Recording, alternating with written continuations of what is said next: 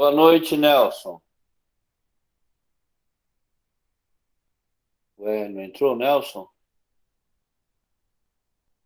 Será que eu derrubei ele? Ah, entrou. Bom, só para tirar uma dúvida antes de começar, quem é que falou da encarnação compulsória quase que imediatamente na aula passada? E aí eu falei que é muito Não, eu raro. não falei em encarnação compulsória, eu falei que não existe uma regra, não existe um limite. Às vezes pode demorar, você falou que demora 100 anos, às vezes pode demorar, e às vezes demora Então, poucos meses. Não é que seja compulsória, é que às vezes a raramente, necessidade, foi isso que eu falei. até depois da aula eu recebi uma intuição. E é verdade, né? Existe no plano espiritual uma população de espíritos 7 vezes maior do que tem na Terra. Então, quando me veio essa intuição, falou assim: a fila de espera para a reencarnação é muito longa, muito demorada. A não ser que seja uma coisa excepcional para ter essa encarnação rápida, né? Porque a população e a fila de espera para a reencarnação é muito longa. Só queria fazer esse comentário, que eu recebi essa intuição, que na hora eu não falei também, mas a população espiritual é 7 vezes maior do que a encarnada. Tá? Bom, gente, vamos começar. Ah, já vou trazer aqui.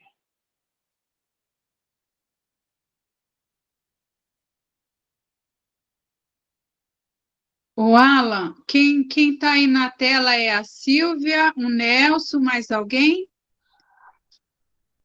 Não, por enquanto eu, você, a Lucília, o Nelson e a Silvia.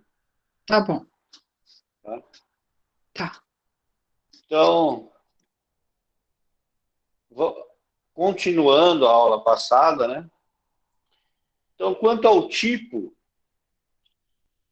tem aí aqui a gente vai falar de zoantropia e licantropia, né? Que é uma obsessão. De desencarnados para com os desencarnados. Então, é de espírito para espírito. Prepondera o desejo demando o domínio da mente mais astuta sobre as mais frágeis e culpadas. As que são dominadas realizam os desejos e intenções doentios de seus algozes. São os casos da zoantropia e de licantropia, onde perispíritos dos obsidiados são deformados pela indução hipnótica e autossugestiva, respectivamente, em verdadeiras feras e lobos bestializados. Então, aí eu vou. Sobre isso, eu trouxe um trecho do livro do Libertação, né? Onde o Gregório ele faz o papel do espírito que faz o juízo lá, né? Que exerce o poder de juiz. E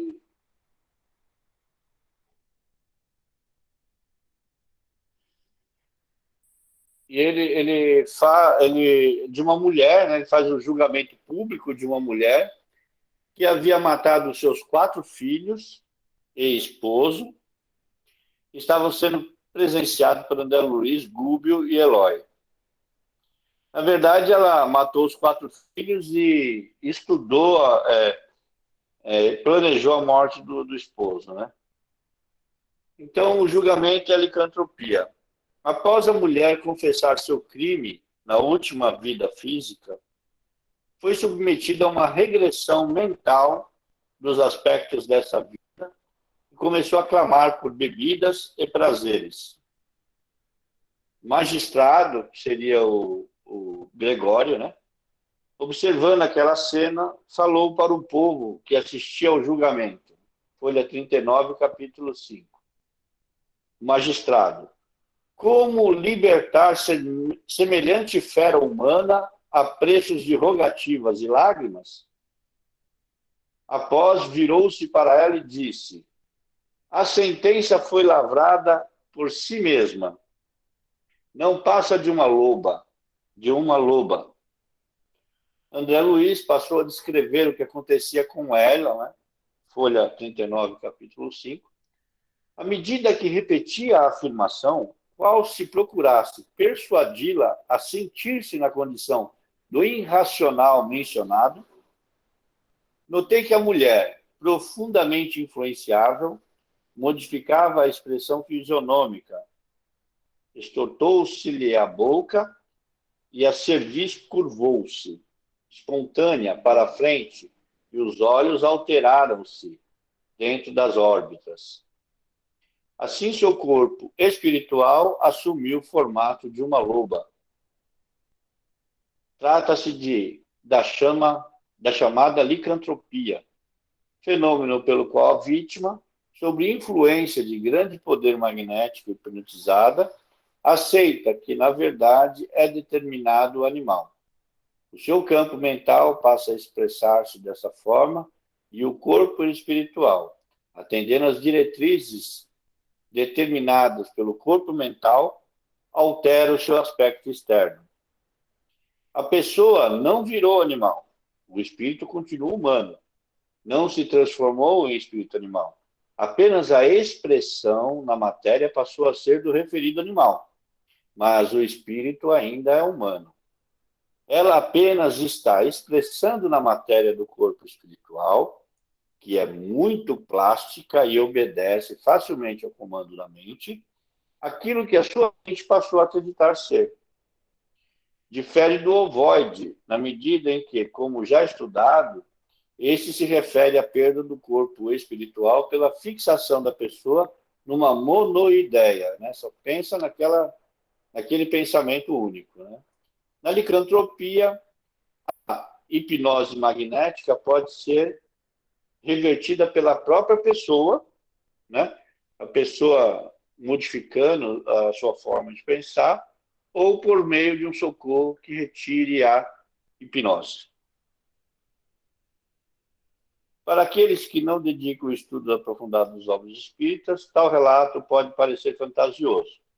Por isso é sempre bom ressaltar que, além da fonte idônea, André Luiz e Chico Xavier, ao longo dos últimos 60 anos, foram várias obras espíritas que confirmaram a existência da licantropia.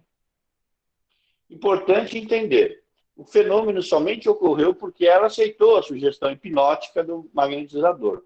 Do contrário, não seria possível.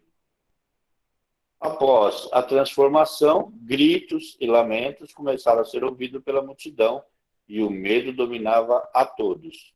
O magistrado determinou que se calassem e passou a invocar espíritos de outras esferas, ainda mais inferiores, para iniciar a seleção das pessoas que lá estavam. Eu não vou continuar, porque aí ele vem, são outros 3 espíritos de outra esfera, e eles utilizam um aparelho para fazer essa medição psíquica dos espíritos que lá estavam, para averiguar em que classificação eles ficavam, ok?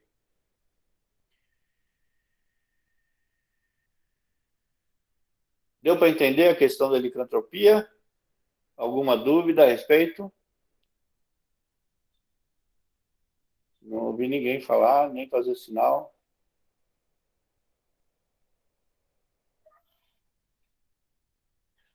Bom. Para mim, não, Alan. Não? Sem dúvida. Então, sem dúvida, ok. Sem dúvida, mas também entenderam, né? Sim. Beleza? Entenderam, né? Então, vamos falar da possessão. E aí aqui tem uma passagem de nosso Senhor Jesus Cristo, né? E eis que um homem, dentre a multidão, clamou, dizendo: Mestre, peço-te que olhes para meu filho, porque é o único que tenho, pois um espírito se apodera dele, fazendo-o gritar subitamente, convulsiona-o até escumare, mesmo depois de eu ter quebrantado, dificilmente o larga. Roguei aos teus discípulos que o expulsassem, mas não puderam. E respondeu Jesus: ó geração incrédula e perversa, até quando estarei convosco? E vos sofrerei? Traze-me cá teu filho. Ainda quando ele vinha chegando, o demônio o derribou, né? Eu acho que deve ser derrubou, né? Mas pode ser o termo São derribou também. sinônimos, derribar ou derrubar, é a É. mesma coisa. E o convulsionou. Mas Jesus repreendeu o espírito imundo, curou o menino e entregou ao pai. Então, Lucas, capítulo 9, versículo 38 a 42. Então, ele está falando da questão da força moral, né? Até mostrei lá na aula passada a, o, o vídeo, né, do Divaldo, que ele participou de uma reunião de desobsessão, onde o doutrinador, né, falava ao espírito, né, que deixasse o médium, o obsidiado, e em nome de Deus fosse embora, né? E ele falava, em nome de Deus eu não vou. E ele usava esse termo e gritava e fazia. Então a força moral não está naquilo que a gente consiste de termos uma conduta reta. Não é só isso. A força moral, ela consiste das provações que nós passamos e a maneira como passamos, né? E provações todos nós passamos, né? Mas quando a gente vai falar de força moral sobre determinado assunto, então vamos citar aí a questão do perdão, né? Então a gente fala para um irmão, olha, irmão, perdoa o seu algoz, né? Porque ele está doente, né? Mas aí o Espírito olha para nós, né? E fala, você não perdoa os seus? Todos nós temos, né? Você não perdoa? Como é que você quer que eu perdoo, né? Então, quando nós criamos essa questão assim, na nossa psique, na nossa áurea, a energia do perdão, quando você fala de perdoar, vai a energia junto.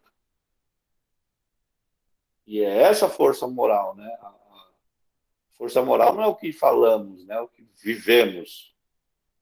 Quando falamos de fome, todo mundo sabe falar de fome, mas poucos sabem vivenciar a fome, né? Realmente, passaram com louvor.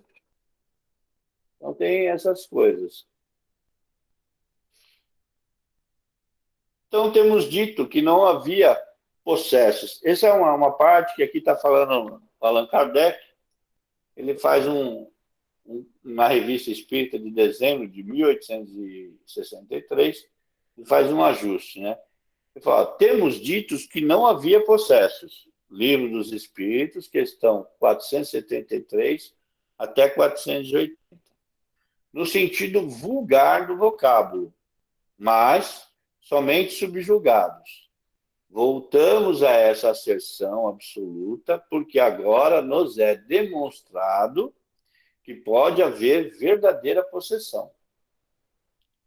Isto é, substituição, posto que parcial, de um espírito errante a um encarnado. Então, Revista Espírita, dezembro de 1863.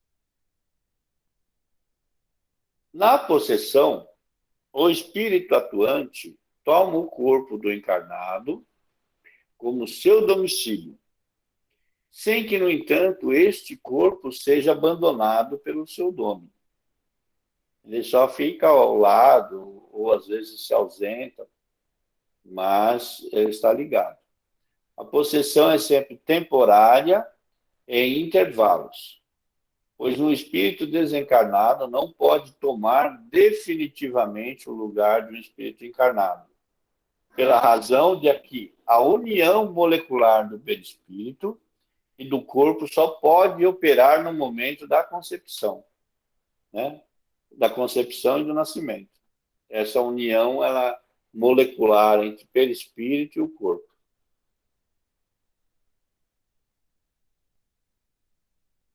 Características da possessão.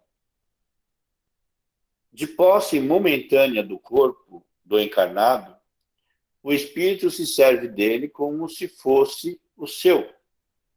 Fala pela sua boca, vê pelos seus olhos, opera com seus braços, conforme faria se estivesse vivo. Não é como na mediunidade falante, entre aspas, a psicofonia, em que o espírito encarnado fala transmitindo o pensamento de um desencarnado. No caso da possessão, é mesmo o último que fala e obra. Quem o tenha conhecido em vida reconhece a sua linguagem, a voz, os gestos e até a expressão da fisionomia. Então, a Gênesis, capítulo 14, item 47. Então, vocês gravem bem isso, a característica da possessão. A possessão, o espírito toma posse, ele não fala mediunicamente que o espírito recebe a impressão do pensamento dele, não, ele toma posse do corpo, ele fala diretamente, ele vê e ele ouve diretamente pelo corpo em que ele está tomando posse. E quem conhece ele em vida, reconhece a voz, a forma de falar, os gestos, a linguagem, né? Até a expressão da fisionomia modifica. Guarda bem isso, porque eu vou dar um outro exemplo mais na frente, tá? Na obsessão há sempre um espírito malfeitor. Lembra que eu falei na aula passada, antes de chegar nisso? Na obsessão, há sempre um espírito malfeitor. Ele tendo conhecimento do que ele está fazendo ou não, mas ele está fazendo mal, né? A obsessão é sempre um espírito malfeitor. Na possessão, pode tratar-se de um espírito bom que queira falar e que, para causar maior impressão nos ouvintes, toma de um encarnado que voluntariamente o empresta o corpo, ou emprestaria uma roupa a outro encarnado. Isso se verifica sem qualquer perturbação ou incômodo para o espírito encarnado, né?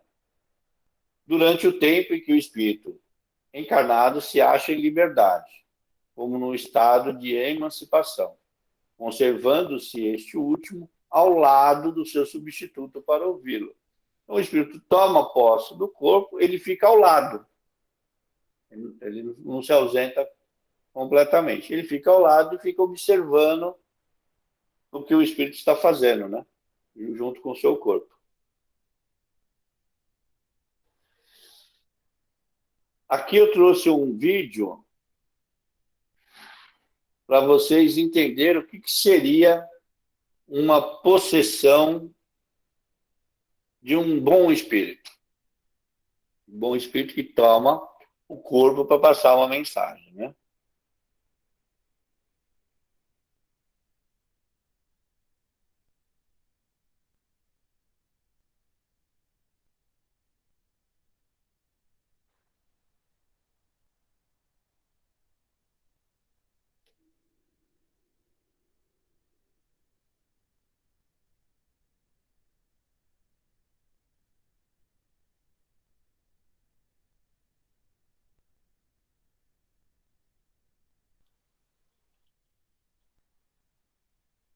Necessitamos de redescobrir. Antes de começar o vídeo, essa primeira manifestação é do espírito Joana de Ângeles. Então, a influência da Joana de Ângeles sobre o Divaldo falava numa eloquência absurda, né? Ele tinha aquela eloquência, ele falava, porque a Joana de Ângeles estava influenciando ele. Tanto que o Divaldo não fala mais assim. A Joana não está mais, ela já está reencarnando, né? E já reencarnou, se não me engano. Então, o Divaldo não fala mais assim. Então, quem conhece o Divaldo, quando ele falava desse jeito, é porque ele estava sob influência da Joana de Ângeles. Mas depois vai mudar. A generosidade.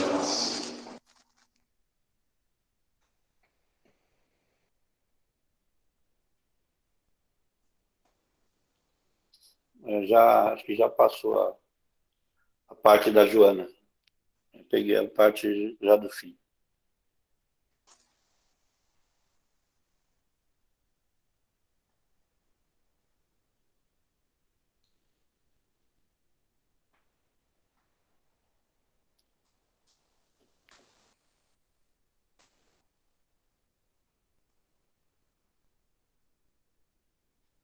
Queridas amigas,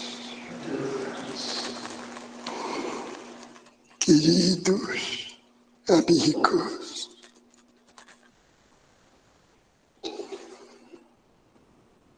vivemos a hora histórica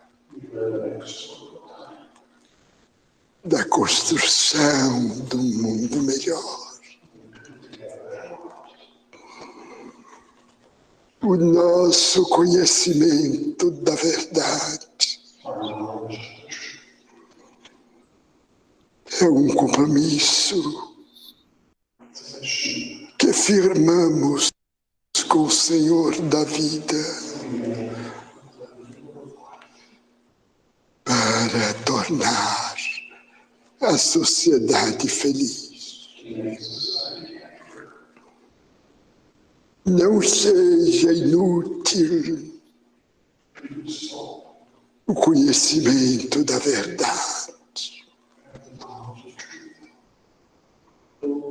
Há muita aridez nos corações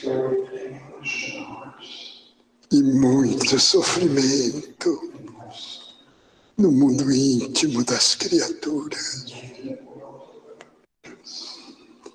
Semear a luz da esperança no solo fértil das necessidades humanas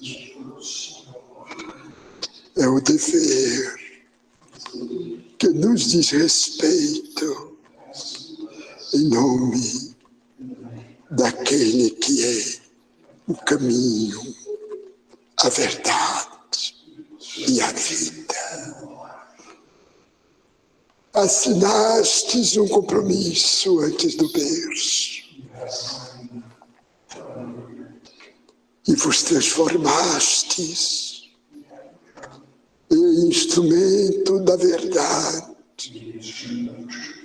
que deveis honrar. A hora é esta, que não pode ser postergada. Amai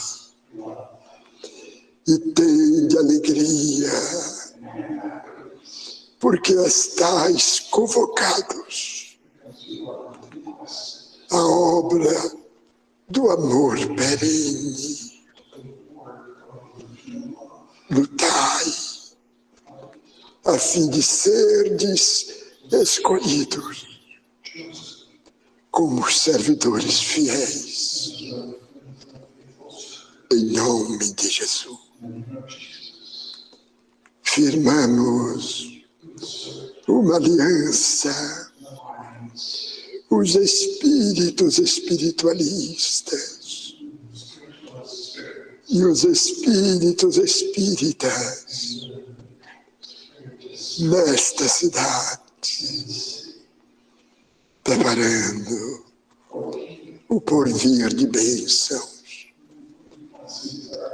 para a humanidade. Deus vos abençoe, almas queridas, com carinho de devotado servidor, humílimo e fraternal Bezerra de Menezes. Muita paz. Então, é notório que o Bezerra de Menezes toma posse do corpo do Divaldo, né?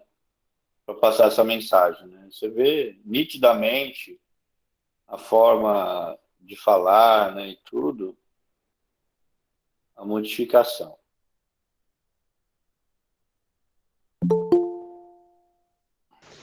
Você é o meu sol. Não me deixe. Aqui Continue é o que eu estava falando. Aqui é o que eu estava falando da Joana de Ângeles. Olha a diferença. aquecendo-me.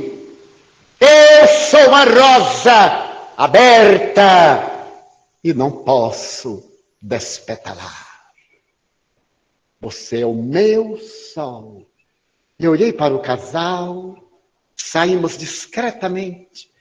E quando pegamos o carro, eu olhei a mansão iluminada e a voz de Mark chegava até mim. Você é o meu sol. Não me abandone. Eu sou a rosa aberta. Aqueça-me para eu não despetalar. Ela possuía um sol.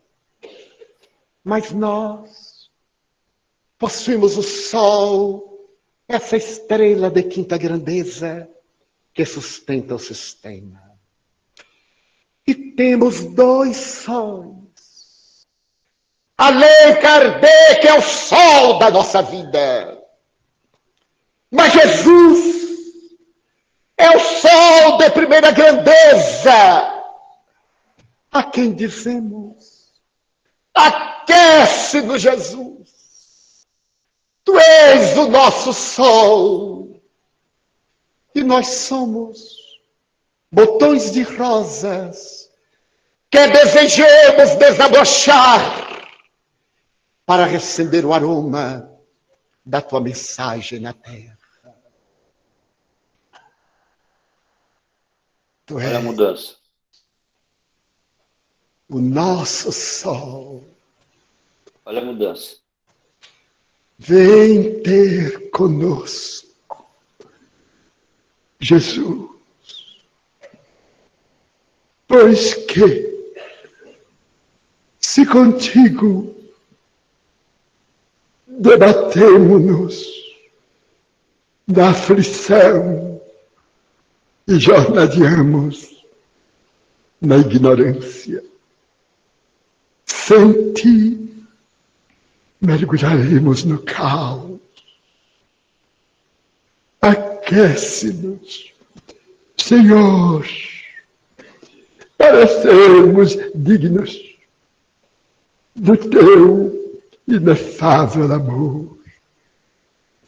Espírita, Deu para perceber a diferença? Deu sim, Alan, deu sim. Deu, né? Então, nesse momento, o Dr. Bezerra de Menezes toma posse do corpo do Divaldo, né? Ele é notório a diferença. A eloquência da Joana de Ângeles, sob influência dela, ela sai e o Dr. Bezerra de Menezes toma posse do corpo do Divaldo. Mas ele toma posse de um jeito que você só vê o Bezerra de Menezes, você não vê mais o Divaldo, né? Muda a feição dele, muda a voz dele, né? Então, continuando a questão da possessão, né?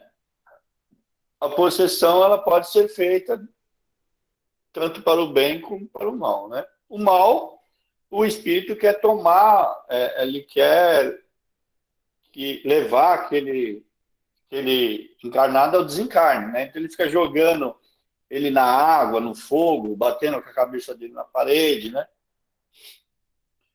E para machucar ele, para levar até o desencarne, né?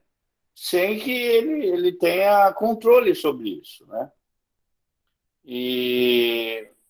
Mas ele só consegue fazer isso durante um tempo. Tem um período, porque ele não consegue ficar muito tempo, porque ele não consegue tomar o lugar efetivamente do encarnado por causa da ligação molecular que tem entre o espírito e o corpo, né? Através da concepção e do nascimento, tá ok? Agora, a característica da obsessão sempre é, é um espírito malfeitor, né? Ou ele tendo consciência ou inconsciente, inconsciente ou consciente é um malfeitor, né? Porque assim, a gente vai falar assim, ah, mas é por amor, né? Mas de um amor possessivo, né? Às vezes faz essas obsessões, né? Não é um espírito ainda de evolução, né? Então vamos lá, o vampirismo.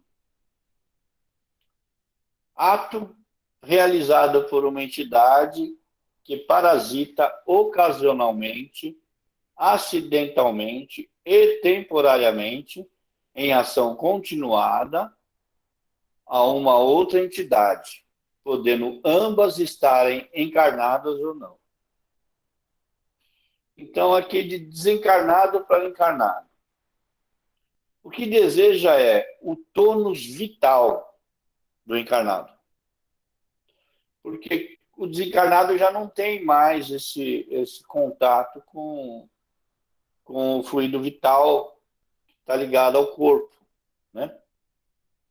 Então, a essência, os vapores alcoólicos, né? As emanações carnívoras das mesas fartas, tá? Gente, essa questão da mesa farta é o excesso, né? Aquele que chega a criar uma pasta no fígado, no estômago, né? De tanto que come em excesso a carne, né? Os prazeres sexuais, a alucinação das drogas e os demais excessos afins.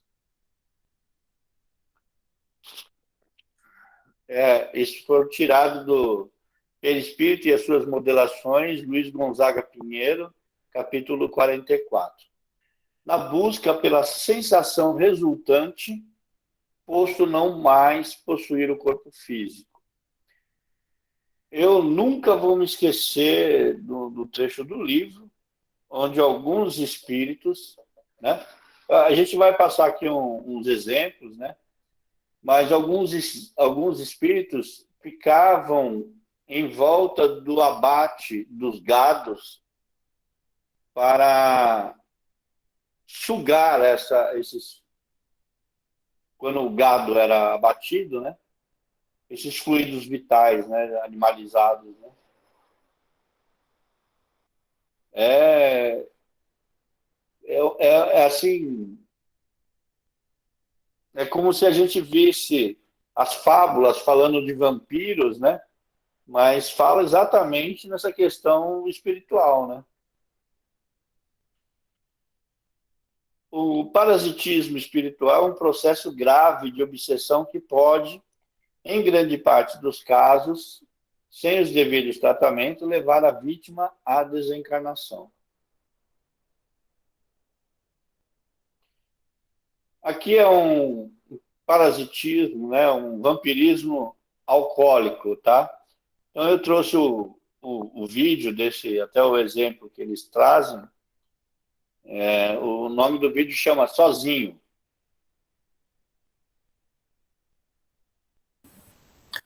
O parasitismo é o mesmo que vampirismo? Seria a mesma coisa, praticamente? Tem O que, alguma que seria? diferença? Não, o vampirismo, né? Ele é você sugar, né, a energia, né? Vampirizar. Parasitismo é quando é um parasita que fica colado em você e sugando as suas energias, né? O termo Certo. seria usar um sinônimo, né? É como se fosse um sinônimo, né? Obrigada. Né?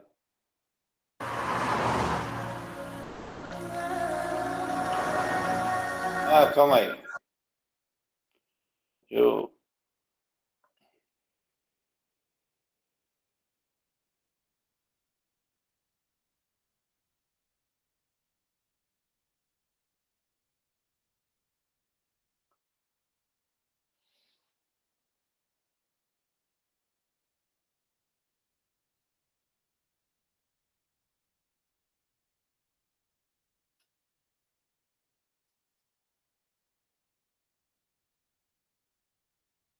Ah, peguei o errado.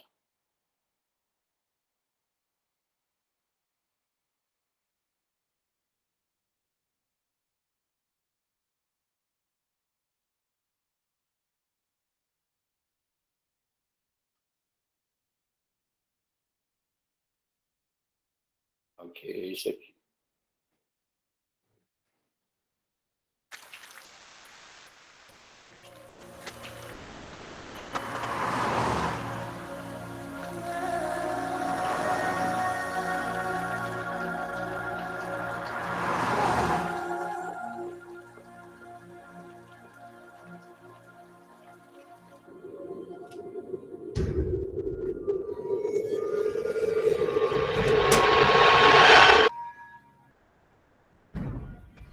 Oi, amor, cheguei. Oi, amor, eu não lá no fogão.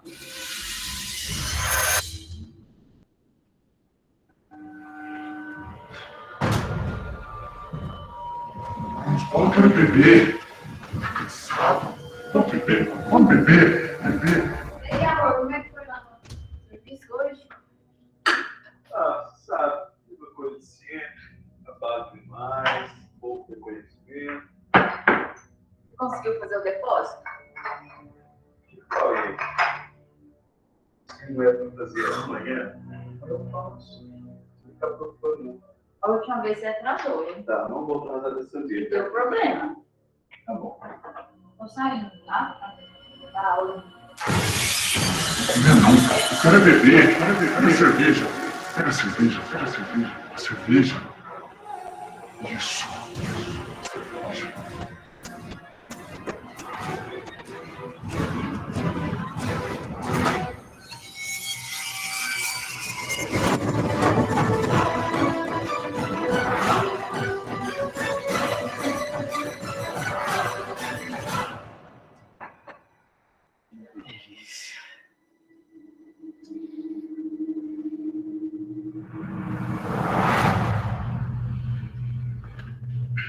E aí, amor, você lembrou de abastecer o carro?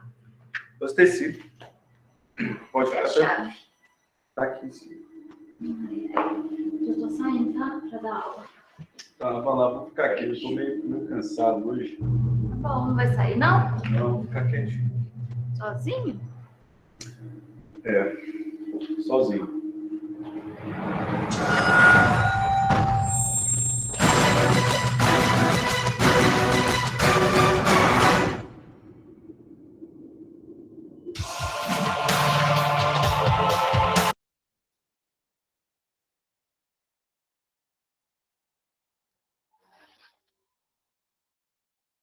Então, vocês viram como é que funciona o vampirismo? Interessante é que o espírito fala com ele não ouve a voz do espírito, né? Mas nele, interiormente, ele sente a vontade de beber. Né? E o espírito fica falando, e aí ele sente aquela vontade. É como se ele sentisse que aquilo fosse dele. Ele não tem a percepção de que é um espírito que está induzindo ele. Por isso que os espíritos agem tão facilmente sobre os encarnados, pelo desconhecimento da influência que eles exercem sobre nós, o tempo todo. A gente toma que como o pensamento é nosso, como as atitudes são nossas, né? Vamos lá.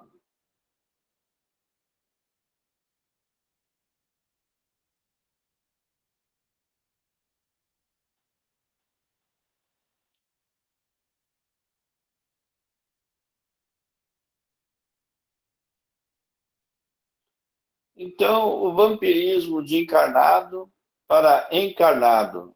Você vê, aquele é de desencarnado para encarnado. Mas ele tem o vampirismo de encarnado para encarnado. E isso se dá quando duas ou mais pessoas se aproximam e que, por uma simbiose energética, uma delas acaba absorvendo parte da energia do tônus vital da outra, mesmo que inconscientemente. Por isto, aquele que se faz doador energético, estando descuidado, passa a sentir-se fraco, em sensações de mal-estar inexplicáveis. É necessário estarmos sempre atentos e em estado de prece, pois que a troca de energias é inevitável e constante com aqueles que nos cercam. Os que laboram nas atividades do passe, que é uma transfusão energética, não estando mental e espiritualmente preparados, poderão apresentar essas sensações de cansaço no corpo. Então, eu, particularmente, posso passar minha experiência para vocês nesse sentido. Eu sentia essas energias saindo de mim quando eu estava em contato com as pessoas, né? E aí, no caso, não só de encarnados, tá? Porque eu lido com o público, mas de desencarnado mesmo. Senti a presença de um espírito aproximar e ele retirando essas energias de mim sem meu consentimento. E, na verdade, eu entrava em prece tentando evitar, mas não conseguia. Não conseguia evitar que ele usurpasse esses fluidos meus. Então, a gente fica meio exaurido energeticamente, né? Até que eu fui trabalhando isso com muita prece, pedindo para Deus, né? Fui trabalhando. Agora, raramente algum espírito consegue fazer isso. Mas era muito comum e era terrível. Você sentir ele sugar isso de você, ele se aproximar, ele sugar essas energias e você não conseguir, você se sentir impotente para a questão de evitar isso. Tá? Então, vampirismo de desencarnado para desencarnado. No livro Transição Planetária, de Manuel Filomeno de Miranda, pelo médium Divaldo Pereira Franco, no capítulo 5, é citado o fato do tsunami ocorrido na região da Indonésia, em que entidades infelizes e vampirizadoras aproximaram-se dos recém-desencarnados a fim de sugar-lhes o fluido vital restante dos seus corpos etéricos. Aqui vai citar o trecho do livro que fala dessa passagem, né? Então, o Dr. White caminhou entre muitos destroços de cadáveres na direção de um grupo de desencarnados que me fazia recordar uma alcateia de lobos famintos, ou chacais disputando os despojos das presas mortas. A balbúrdia era expressiva e o pugilato entre alguns espíritos era igualmente vergonhoso. Disputam as energias dos recém-desencarnados, elucidou o respeitável médico. Então, teve lá um tsunami, então muito, muito desencarne coletivo, e apareceu um monte de espíritos vampirizadores. Parecia uma alcateia de lobos, né? Famintos.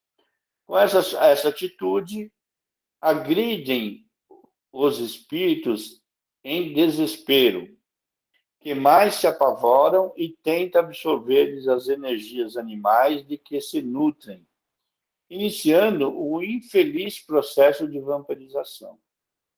Identificando-se com aqueles cujas existências foram de irresponsabilidades, ou seja, não era todos que desencarnaram naquele tsunami que ficaram na mão desses vampirizadores, né?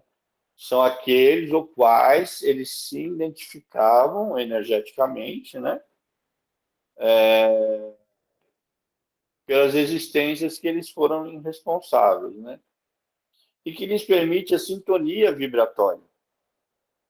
Buscam exauri-los, o que apressará a decomposição cadavérica. Então, o fluido vital que está ligado ao corpo, né? Geralmente, os benfeitores, quando há um desencarne e para acelerar o desligamento do espírito encarnado com o corpo, ele vem e retira aquele restante e joga para o espírito, né? Agora, no caso desses vampiros, eles tiram para eles, né? Essas sobras, né, do fluido vital, né? E quando você tira o fluido vital do corpo, ele se decompõe mais rápido, né? Arrastando-os para as regiões desdita, onde os submeterão às servícias e exploração mental de longo curso. Então, eles pegam, retiram do corpo esse fluido vital e pegam os espíritos e levam para as regiões onde eles habitam, para que sirvam eles, né, ficam servindo eles, e submetendo, né, uma exploração mental ao longo curso, tá?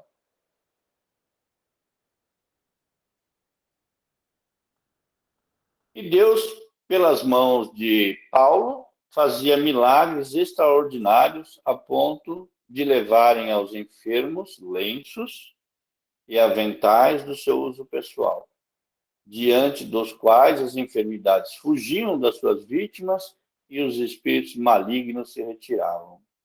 Atos, capítulo 19, versículo 11 e 12.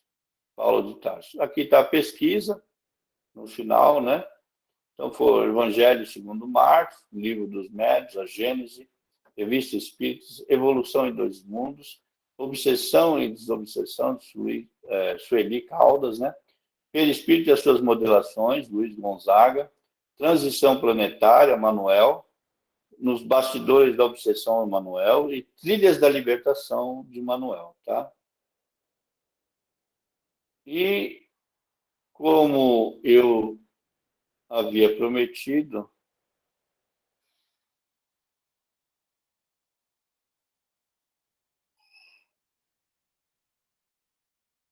vou trazer aquele videozinho.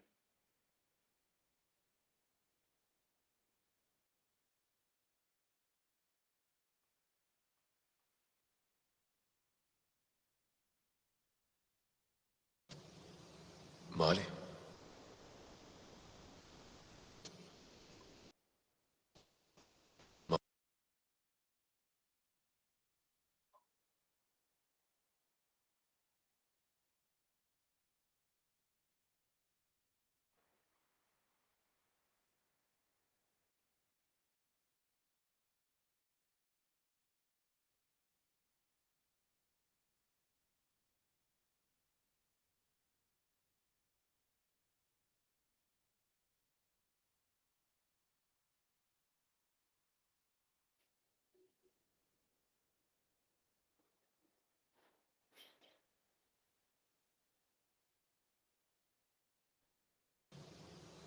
Molly?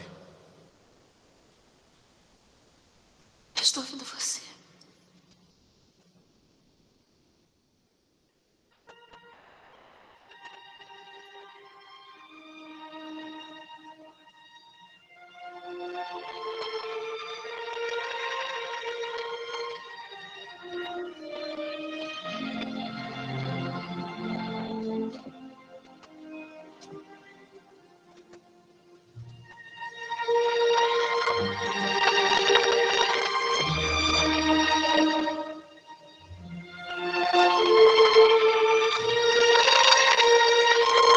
Meu Deus.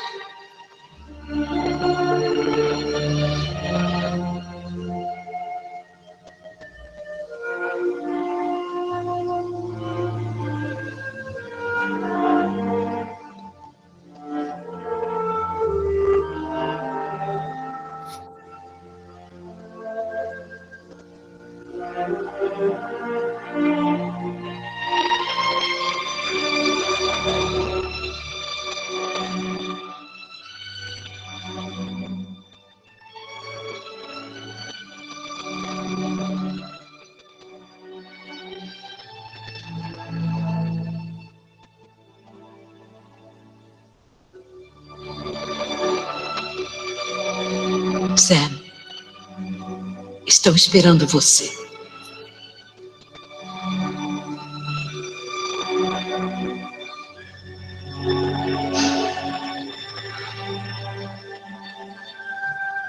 vou sentir saudade. Sua mãe ficaria orgulhosa. Também vou sentir saudade. Você é legal. Adeus, Dona May. Adeus, Sam.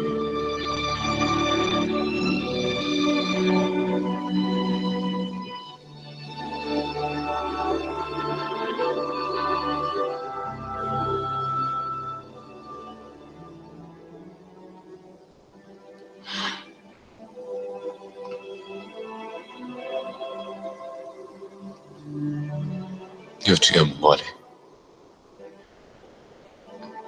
Eu sempre te amei.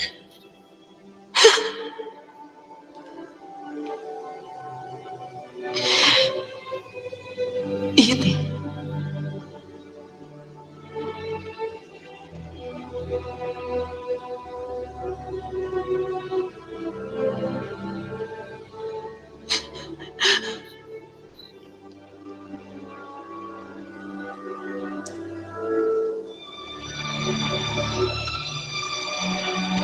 É espantoso, Molly. O amor verdadeiro levamos conosco.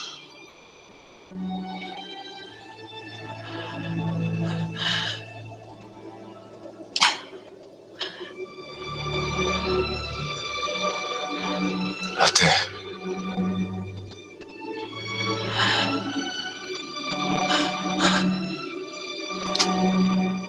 Até.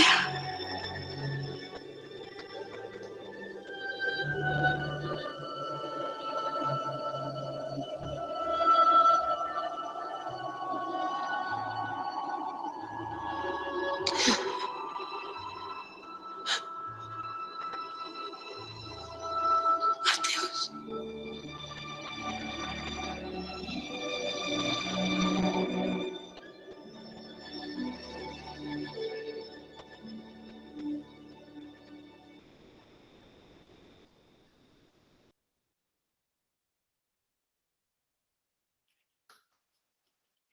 Eu sempre gosto de, na aula de obsessão, terminar com esse lado positivo, né?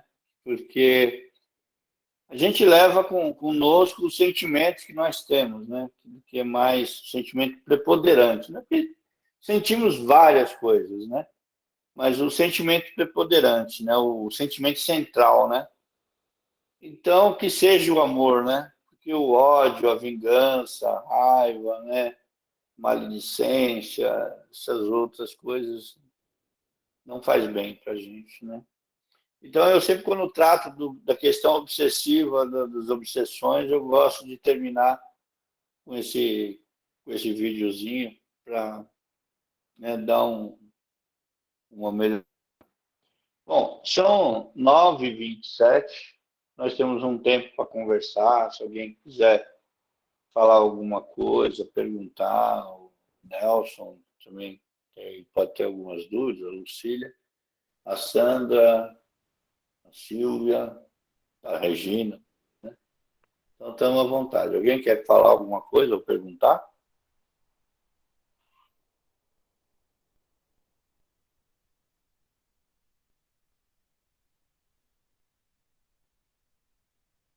A minha dúvida era que é sempre obsessão é sempre um espírito malfeitor, não é?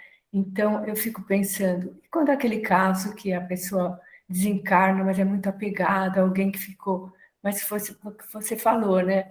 Não é um espírito muito adiantado, de qualquer forma, não está fazendo bem, né? Mesmo inconscientemente, né? É isso que você já tinha, você esclareceu, que a minha dúvida seria essa. Na verdade, ele não tem consciência que ele está fazendo mal, mas ele não deixa de praticar o mal, entendeu? Não é porque ele não tem a plena consciência. Está prejudicando a pessoa, né? Está prejudicando o encarnado. Justamente. E às vezes é o próprio encarnado que chama. Inconscientemente ele evoca. A pessoa foi embora e ela fica com o pensamento só fixo. Qualquer coisa que acontece na vida dela, ela lembra da pessoa, ela está evocando, ela está chamando, né? Aí aquele irmão está lá no plano espiritual, ainda não tem o conhecimento adequado, ele se aproxima para tentar ajudar, mas ele não tem condição de ajudar ainda. Ele precisa ser ajudado. E é onde ocorre a obsessão, né? Sim, sim, sim. Essa é a obsessão de encarnado para desencarnado. Isso. Porque, na verdade, sim, o Nelson através da sintonia do pensamento, né? Então, a gente quando cria uma sintonia, né? Você vê, tem uma obsessão, eu não sei, não vou lembrar o espírito que era o mentor, acho que era o Alexandre, e estava com o André Luiz. Então, eles estavam observando como que eles faziam a obsessão, né? Naquele obsidiado, né? Como eles atuavam e tal.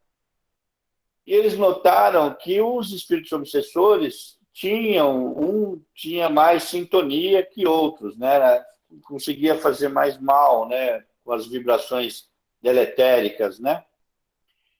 Mas eles conversando com um dos obsessores, que ele não tinha ligação de ódio com o obsidiado, né? Ele estava lá a serviço de outro, né? Conversando com ele, prometeram ajuda no problema particular que ele tinha com a família dele, né? E aí ele ensinaram a ele a modificar a emissão dos fluidos para aquela obsidiada. Então, emitindo fluidos deletéricos, né? E aí ele começou a mudar a vibração para regenerativo. E tinha outros espíritos atuando sobre mas a atuação dele no regenerativo, a obsidiada, ninguém tinha mais eficácia do que ele. É interessante isso, né? Existia sintonia, mas bastou ele mudar a parte técnica e o sentimento dele, né, de não desejar a morte dela, e sim a regeneração, ele era abundante nessa questão de regeneração para ela, né? E é interessante, porque existe a sintonia. Essa é que nem você sintonizar uma rádio, né? Você vai lá no seu radinho, aí você põe lá no 101,7, que é o que eu gosto, né? Alfa, né? Então você recebe a sintonia certinho, né? No seu rádio, né? Isso é a sintonia, né? Criou essa ligação, né? E assim é a gente, né? A gente conosco mesmo, né? Então, às vezes tem aquelas pessoas que você nem conhece, né? Mas que de repente você fala, poxa, eu tenho uma sintonia tão forte com ela, né? Você fez amizade, aí tem uma sintonia tão forte, você não sabe de onde vem isso, né? Isso são sintonias, né? E é interessante o funcionamento disso, né? Como bem disse o Nelson, né? Tem essa sintonia, e aí ela é uma mão, é uma rua de duas mãos, né? Uma que vai e outra que vem, né? Então, vamos supor, o espírito está te mandando um pensamento, né? Uma vibração, né? E você está mandando para ele também. Agora, por isso que existe o duelo, chamado duelo, né? Vibracional. Manda ódio, você responde com ódio e cria esse duelo mental ou vibratório, né? Agora, se você modifica isso, você consegue reverter essa obsessão com a sua própria vibração que você manda para ele, né? Então, por isso que a Tati está falando para a Lucília, né, que nessa parte aí do livro Libertação, né? Em que o Gúbio vai com o André Luiz e o Eloy em socorro lá do... Primeiro da obsidiada, que é a Margarida, que está sendo obsidiada pelo Gregório, né? E eles estão indo para salvar a Margarida da obsessão do Gregório, fazendo um favor para a mãe do Gregório, que quer tirar o filho daquela vibração que ele está, né? Do ódio que ele carrega, ele exerce uma chefia, né? numa vila, né? Num povoado inteiro lá, que obedece às ordens dele, tipo, como se fosse lá é bem assim, na era medieval, né? Na época medieval. E essa questão é assim, não existe aquela interferência de Deus nisso, né? Deus acabou, parou aí, né? Então, tem aquela passagem que fala, se você for elevar suas preces a Deus e ver que seu irmão tem algo contra ti, vá, reconcilia-te com ele primeiro, antes de levar suas preces a Deus. Essa reconciliação tem que ser feita entre vocês dois. Em todos os segmentos, né? Sejam afetivos, sejam de ódio passados, né? De vizinhos,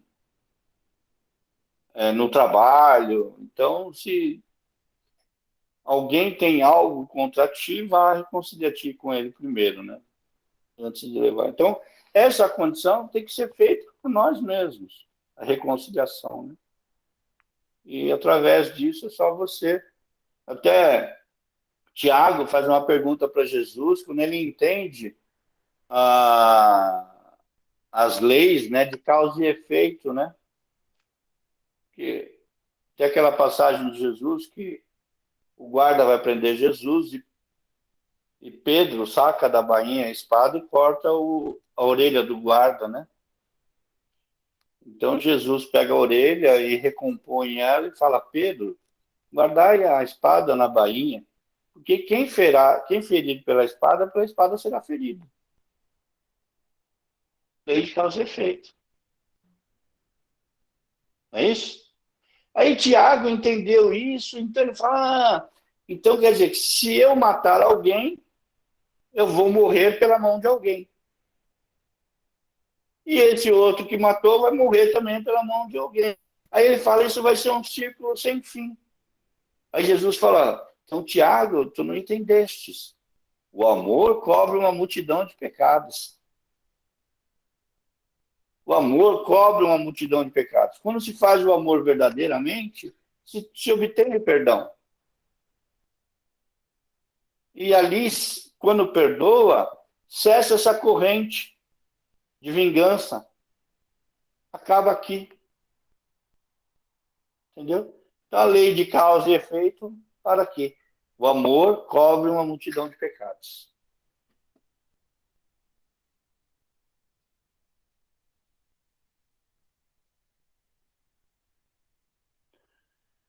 Você não consegue falar, Nelson? Não consegui ler tudo. Ele fez a cirurgia outro dia, né? Lembra que ele falou? É verdade. Deixa eu ver se eu... Mas, segundo esse teu pensamento em relação de um sensitivo, ele percebe o que se passa na mente de cada um e entender o que o ser sofre, enxergando a sintonia. Mas ele não pode prever o futuro, ou estou equivocado?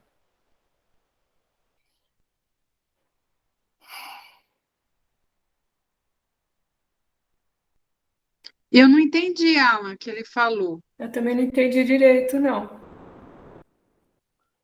Então, segundo ele está falando que... Alô, oi, estão me ouvindo? Tô, Nelson. Eu vou falar devagar por causa do que eu tô perguntando, porque o sensitivo, ele consegue enxergar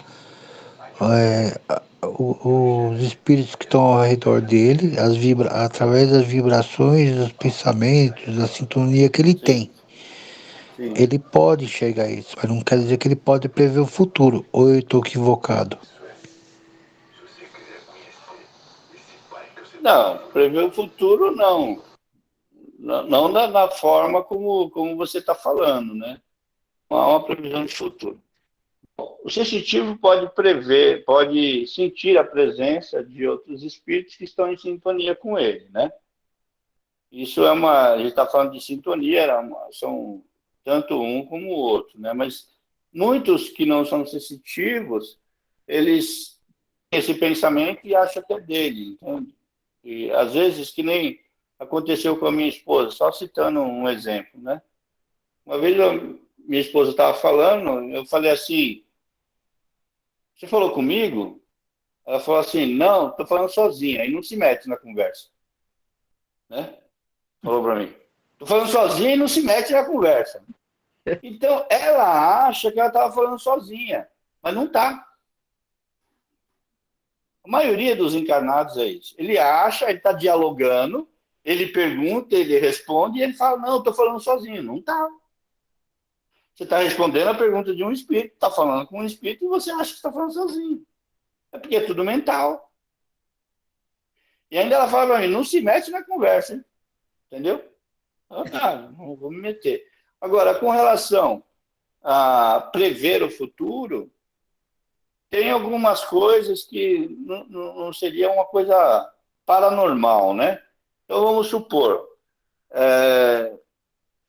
estou vendo que o cara está subindo numa cadeira, está subindo numa outra cadeira, que a outra cadeira só tem um pé, aí fala assim, ó, não preciso ler o futuro, mas aquele cara vai cair de lá de cima. Entendeu? Pela imprudência dele, do jeito que ele está falando, um acidente fatalmente vai acontecer. Então é isso que, às vezes, os espíritos entendem disso, porque eles têm uma visão maior do que a nossa. Então, vamos supor, o espírito consegue ver o que está acontecendo aqui e o que está acontecendo no quarteirão de lá, ao mesmo tempo. Então, ele está vendo que eu estou indo com o carro a uma velocidade absurda nessa direção e o cara está vindo, só que eu não estou vendo o cara e o cara não está me vendo. Então, quando chegar no cruzamento exatamente igual, vai ocorrer um acidente. Ele consegue prever porque ele vê além. Porque isso a gente está falando também, tem patamares de evolução, né? Tem aquele que vê mais coisas ainda do que esses, né?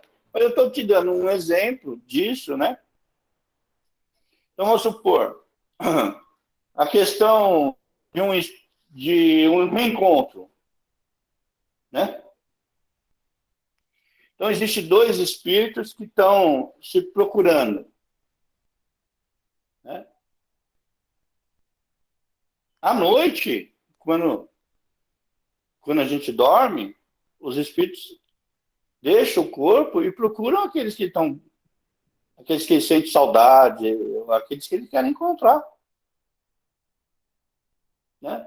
Então, às vezes isso já ocorreu, né? Só que quando você volta para o corpo, tem um esquecimento. E aí, vamos supor,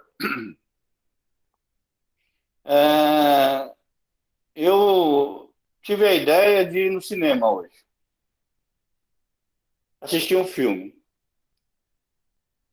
E ele consegue ver que a outra pessoa teve a mesma ideia, exatamente, de ir naquele cinema assistir o mesmo filme. Então ele sabe que quando eles se encontrarem, já sabe o resultado. Entendeu? Tanto de uma condição para a outra. Já sabe o que vai acontecer. Né? Explicou para você, ô Nelson? Para você entender ou não?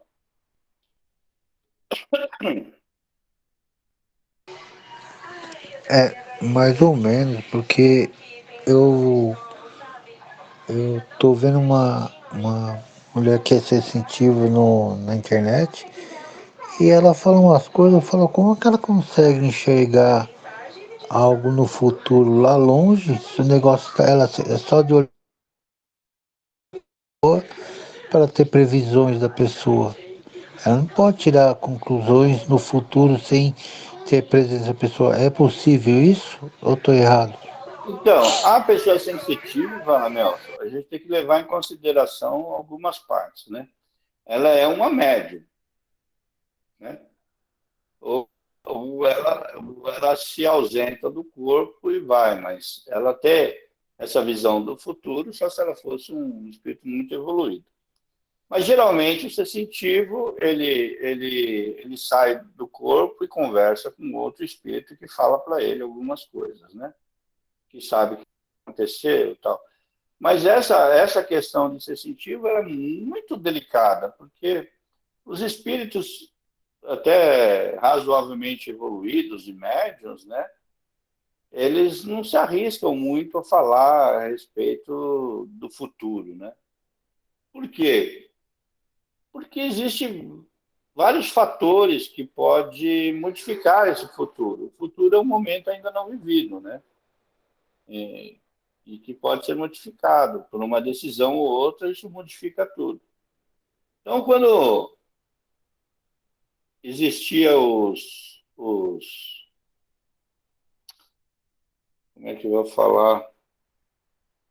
Aqueles antigos profetas, né? Então, tem a história de um profeta que Deus falou com ele e ele falou para que ele falasse para a cidade, que se a cidade não se arrependesse, né? Que ele ia acabar com a cidade, igual aconteceu com Sodoma e Gomorra. Né?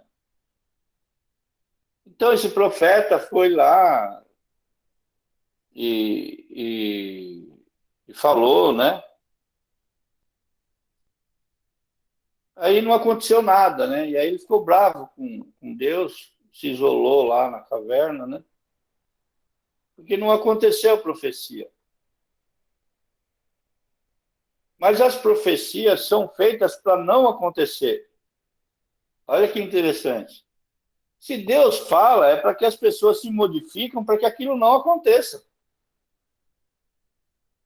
Se acontecer, é porque as pessoas não modificaram.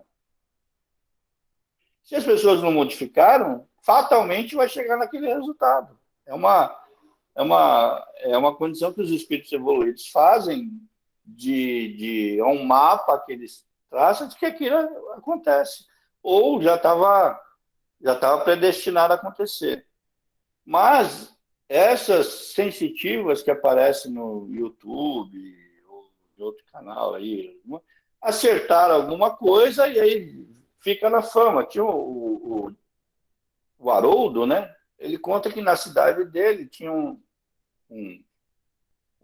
benzedeiro lá, que as mulheres grávidas iam até ele para saber o sexo do filho, né?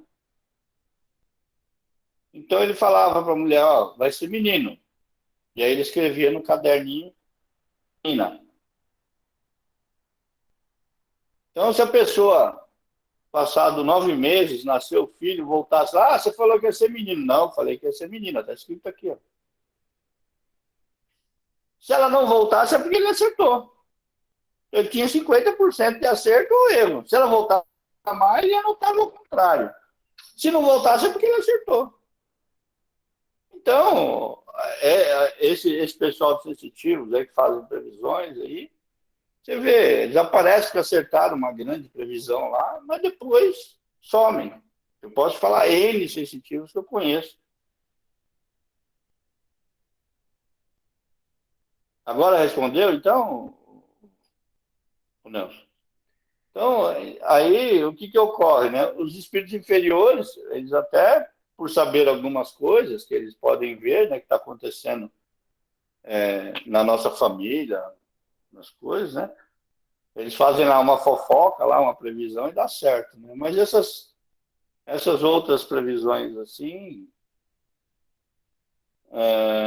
os espíritos evoluídos, eles estão muito cuidados, eles não, basicamente eles não falam, porque ainda está, como eu vou te falar, é um momento ainda não vivido. Pode acontecer ou não pode acontecer, porque depende da resolução que você tomar, né? Se você modificar as suas atitudes, com certeza não vai acontecer. E espírito evoluído, né, Alan, não está preocupado em ficar contando para a gente o que vai acontecer, o que não vai. Eles têm assuntos mais importantes, superiores, para se preocupar, não é? Eles não vão ficar contando que a gente vai comer amanhã, como vai ser o meu fim de semana, imagina. A não ser que traga uma mensagem de algo muito importante, né? Lógico, né?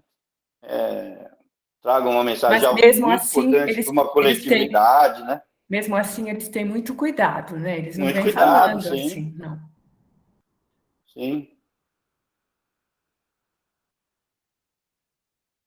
Sim, usa a mediunidade com lucros próprios, né? Isso é complicado, isso, né? Nos Estados Unidos, né, Alan? Nos Estados Unidos, a mediunidade lá é utilizada como comércio. A gente vê eles fazendo propaganda em filmes, que eles usam a mediunidade mesmo para ganhar dinheiro, para aparecer. Você sabe, eu acabei de assistir uma série de um médium, jovem ele, Tyler Henry. Nossa, tem milhares de pessoas atrás dele.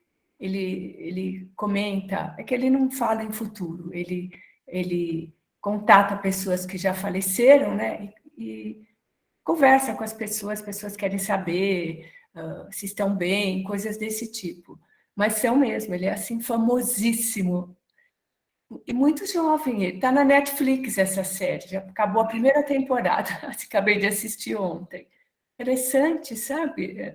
Mas lá é assim mesmo. O Allan Kardec, ele falou que a única mediunidade que você pode botar um preço, porque, veja bem, você está colocando um preço na mediunidade,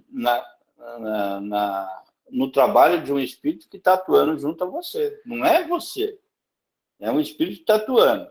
Então, esse espírito está trabalhando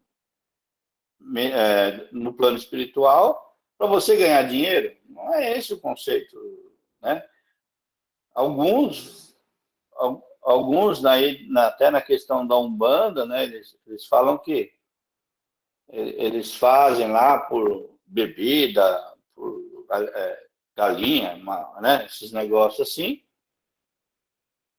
Aí eles falam que trabalham por um motivo, estão presos, uma certa situação, mas não é bom, nunca acaba bem, né? Porque você cria uma vibração de desonestidade com você. Que nem aquela pessoa que mente o tempo todo, né? Ela cria uma vibração de desonestidade para ela mesma. Então, isso vai atrair uma coisa não boa. É fato. Conheceis a árvore pelo seu fruto, né? Uma árvore boa não pode dar um mau fruto. Então, é isso. Então, quando acontecem essas coisas, a pessoa vai criando uma energia em torno de si, né? Que, aparentemente, quem vê agora tá bem, mas o fim é trágico. O fim é trágico. Além do fim ser trágico, a vida no plano espiritual vai ficar presa a um monte de espíritos que vão sugar a energia dele. Pode ter certeza disso. Você sabe que esses dias eu li uma reportagem sobre a Finlândia. A Finlândia é o lugar onde mais existe, o primeiro país em honestidade. Então, eles provaram que a honestidade deixa as pessoas felizes. Lá, todo mundo é feliz, porque é gente que não mente, gente que não faz nada errado. Mas interessantíssima a reportagem, sabe? Então, está em primeiro lugar a Finlândia. É um país que não tem roubo, não tem nada praticamente, porque não tem corrupção. Todos, a maioria pelo menos, né, são honestos. E isso é que traz felicidade. Então, eles associam a honestidade a ser feliz. Interessante, é uma reportagem longa, e eu li inteirinha, mas muito interessante mesmo, sabe? Realmente, a pessoa não tem segurança, não tem nada. Não existe mentira, então as pessoas confiam uma nas outras, não é? É muito interessante. Você vê, mas está essa é a tudo condição relacionado, né? do... Honestidade, o bem ao próximo, não fazer coisa Essa errada, fazer seria... aos outros o que você quer para você mesmo, não é? Tá tudo, esse... Esse é o resultado da evolução do nosso planeta, né? Quando ele evoluir, vai ser assim que você está falando aí. Ninguém rouba, ninguém mente. Eu acho que na Terra existem locais que já estão mais evoluídos do que o outro, né? A gente vê países que têm uma condição melhor do que o outro. Só de você pensar lá no Tibete, a maioria já são bem melhor que muita gente, né? São os monges tibetanos, né? Mas tem aí, a gente for ver, propriamente no movimento espírita que a gente faz parte, né? Tem um grande trabalho, uma grande união. O Bezerra de Menezes, quando ele fala espíritos espiritualistas e espíritos espíritas, né? Então, somos espíritos, até aqueles que são espiritualistas, espíritos desencarnados, que são espiritualistas, e espíritos que são espíritas, é uma denominação da nossa condição, que o próprio Allan Kardec criou, não existia. O Allan Kardec e os espíritos espírita, o termo espírita. Então, que é a nossa condição. Então, como eu falei, né, somos aí uma legião de trabalhadores do plano espiritual e do plano carnal, né? Aí na evolução, na própria evolução nossa, né? Todos nós estamos trilhando um caminho, somos os trabalhadores da última hora. Se você for ver a legião de espíritas que tem, é enorme. Mas que ficam ocultos, né? Não é... Trabalham em pequenas células, né? De centros ou no plano espiritual de reuniões, de trabalho, né? Mas são abundantes, né? Se você colocar isso aí num papel, vai dar milhões de habitantes. Com certeza.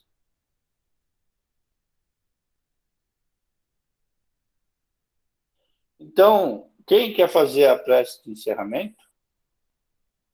A Sandra acho que nem boa noite deu hoje, né? Eu só vi ela um pouquinho. Já deve estar cochilando de novo. Oi! Eu cheguei atrasado. Eu vi.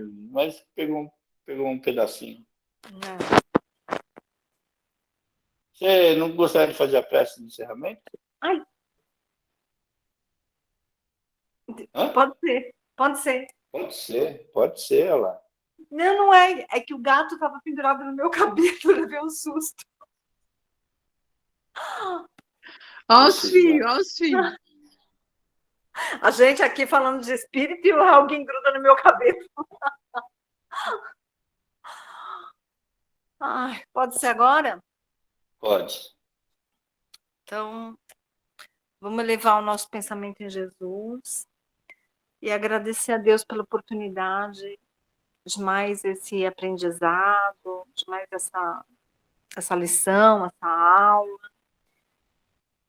Que a luz do Senhor Jesus se faça presente nos nossos corações, nos nossos pensamentos, nos nossos lares, iluminando a nós e a todos os necessitados, que a gente possa praticar o nosso aprendizado no nosso dia a dia, que a gente possa levar o amor, a compreensão, a paz, para qualquer lugar que a gente for, para a nossa casa, principalmente, para o nosso ambiente de trabalho, para a nossa vizinhança, Que a luz do Senhor Jesus ilumine os nossos passos, ilumine o nosso planeta.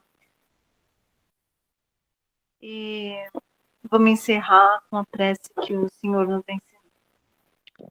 Pai nosso que estais nos céus, santificado seja o vosso nome, venha a nós o vosso reino, seja feita a vossa vontade, assim na terra como nos céus. O pão nosso de cada dia nos dai hoje. Perdoa, Pai, as nossas dívidas, as nossas ofensas, assim como nós perdoamos aqueles a quem nos têm ofendido. E não nos deixeis cair em tentações, mas livra-nos, Deus, de todos os males, principalmente dos nossos maus pensamentos e dos nossos maus sentimentos. Que assim seja, graças a Deus e graças a Jesus.